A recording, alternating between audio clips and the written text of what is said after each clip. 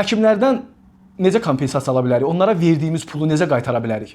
Estetik əməliyyatlar, burun əməliyyatlarıdır, üz dartmadır, stomatoloji sahədə implant qoymadır, vinir qoymadır, kosmetoloji xidmətlər göstərən şəxslər dolğu, botoks, bu tipli xidmətlər göstərirlər. Bu tip xidmətlər tibbi yardım xidmətləri deyil və onlar bu işlərin nəticəsinə cavabdehdirlər. Yəni sizin istədiyiniz qaydada sizin burununuzu düzəltmədilərsə, ya sizin dolğunu düzgün vurmadılarsa və istənilən nəticəni almadısa, rahatlıqla ondan həmin pulu geri tələb edə bilərsiniz. Siz sifariş verənsiniz, o da padratçıdır.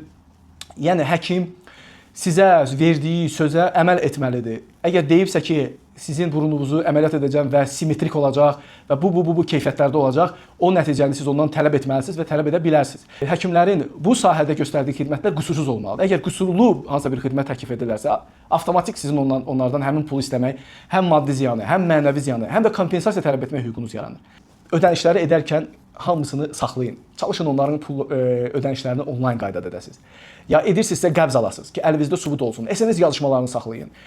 Və bu kimi sübutları əlinizdə saxlayın ki, gələcəkdə sizdən 50 min, 100 min, 150 min pul alan həkimlərdən pulunuzu geri ala biləsiniz.